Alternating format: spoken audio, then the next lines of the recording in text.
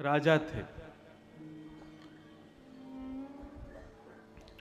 वो राजा नित्य भगवान शिव पर बिल्व पत्र चढ़ाते थे, शिव के बड़े अनन्य भक्त थे।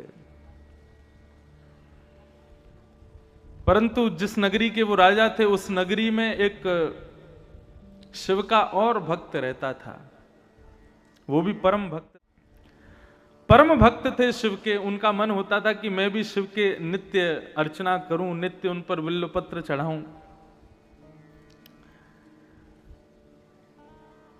एक बार उन्होंने विचार किया कि बेलपत्र का सबसे सुंदर वन कहां है। तो किसी ने उनको बताया कि भैया बिल्वपत्र का सबसे सुंदर वन जो है वो राजा के बगीचे में है। वो राजा नित्य बेलपत्र चढ़ाते हैं, उनके बगीचे के बिल्वपत्र सबसे सुंदर हैं। बोले राजा के यहां से बिल्वपत्र कैसे लिया जाए, क्योंकि वैष्णवों की और शैवों की एक आदत होती है। वो कोई भी सुंदर वस्तु का दर्शन करते हैं तो उस सुंदर वस्तु को अपने प्रयोग में ना लेकर के वो अपने इष्ट को प्रदान करने का भाव ज्यादा रखते हैं। जैसे हमारे वृंदावन में कई ऐसे भक्त हुए, वो कुछ भी सुंदर वस्तु को देखते हैं तो वस्तु देख करके उनके मन में भाव आता है कि हमारे ठाकुर जी को पहुंचनी चाहिए। ये वैष्णव का स्वभाव है। तो उस व्यक्ति के मन में आता था कि राजा के बगीचे के बिलपत्र चढ़ाया करूं मैं शिव को, तो मेरी सेवा, उससे मैं संतोष मुझे मिलेगा। लेकिन कैसे करूं, इतने सैनिक रहते हैं, इतने सब कुछ रहते हैं। तो उसने मन में विचार किया कि मैं शिव महिम्न स्तोत्र का पाठ करूंगा और इसका पाठ करके अपनी दैवी शक्ति को प्रकट करूंगा।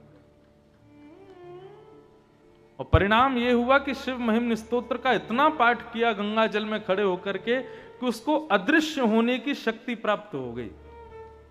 वो जब चाहता तब अदृश्य हो जाता। और उसने उस अदृश्य होने की शक्ति का प्रयोग कहां किया? राजा के बगीचे में जाते और बगीचे में जाके बेलपत्र तोड़ते। जैसे ही सैनिक उसको देखते, सैनिक उसको पकड़ने के लिए आते, तुरंत अदृश्य हो जाता और बिल्वपत्र लेकर के चला जाता, जाकर के भगवान शिव पर चढ़ा देता है।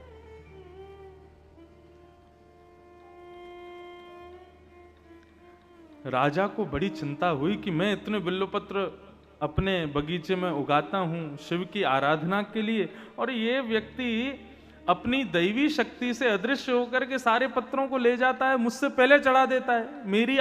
मेरा बगीचा, मेरी मेहनत और बिल्वपत्र चढ़ाता कोई और है। राजा ने ये चिंता जाकर के अपने गुरुदेव को बताई। तो इनके गुरुदेव ने आज्ञा की कि भैया देखो, ये जितनी भी दैवी शक्तियां होती हैं, इनका नाश कब होता है?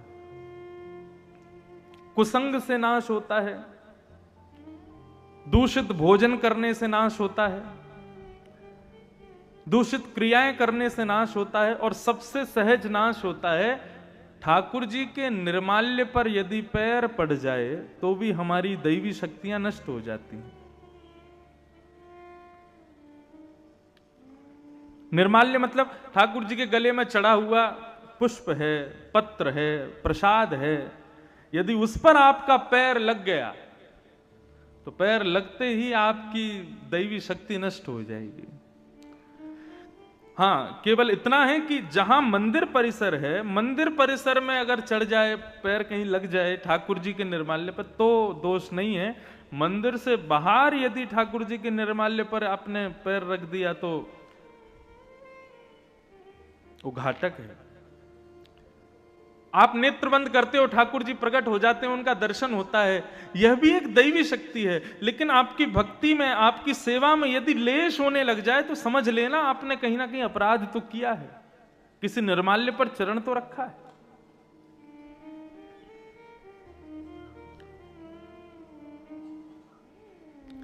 राजा ने जब ये बात सुनी कि निर्माल्य पर पैर रखने से दैवी शक्ति नष्ट होती है, तो शंकर जी के ऊपर चढ़े हुए बिल्व पत्रों को लेकर के राजा गए और जाकर के अपने पूरे बगीचे में फैला दिया।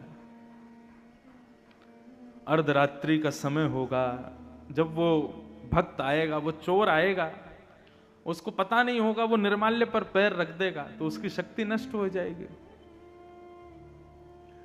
अर्धरात्रि का समय, नित्य की सेवा के लिए, बिल्व पत्र तोड़ने के लिए जैसे ही बगीचे में उसने प्रवेश किया, उसको पता नहीं था, शिव पर चढ़े हुए निर्माल्य पर जैसे ही चरण रखा, उसकी अदृश्य होने की शक्ति नष्ट हो गई।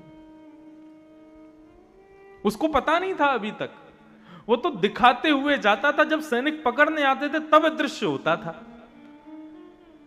आज बिल्वपत्र तोड़ने लगा, सैनिक जैसे ही तलवार लेकर के उसको पकड़ने के लिए जाने लगे, उसने जैसे अदृश्य होना चाहा, लेकिन आज वो अदृश्य नहीं हो पाया और सैनिकों ने उसको पकड़ लिया। बोले आज आ गया पकड़ में।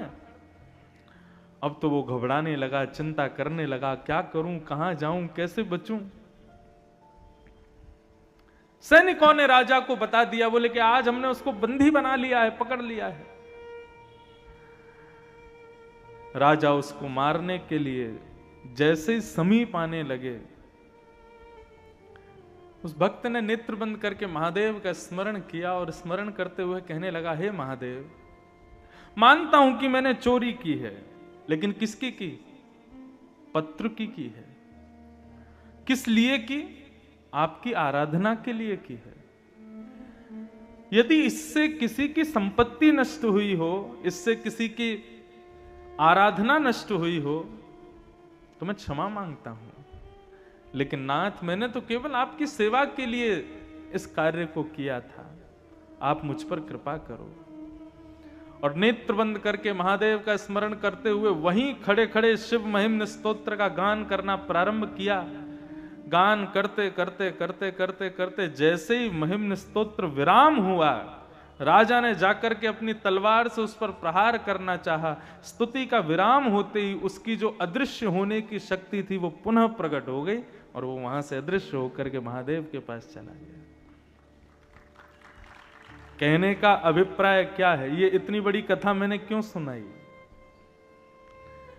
शिव महिम्न स्तोत्र में इतनी शक्ति है। यदि आप नित्य श्रावण मास में गंगा में कंठ भर जले में खड़े होकर के नित्य 108 शिव महिम्न स्तोत्र का गान करो, पाठ करो, मन चाही सिद्धि प्राप्त कर सकते हो। यहां तक कि अदृश्य होने तक की सिद्धियां प्राप्त हो जाती हैं शिव महिम्न स्तोत्र से। ऐसे स्तुतियों के राजा हैं शिव महिम्न स्तोत्र, लेकिन वो शिव भी किसकी आराधना करते हैं? हमारे श्री कृष्ण की, हमारी श्री किशोरी जी की आराधना करते हैं, हमारी श्री लाडली जी का नाम गाते हैं।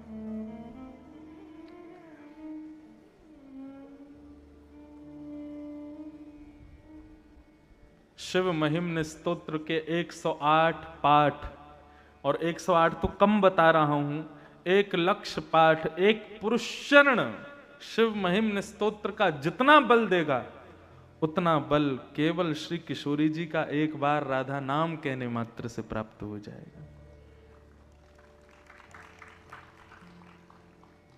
कहे तो सही।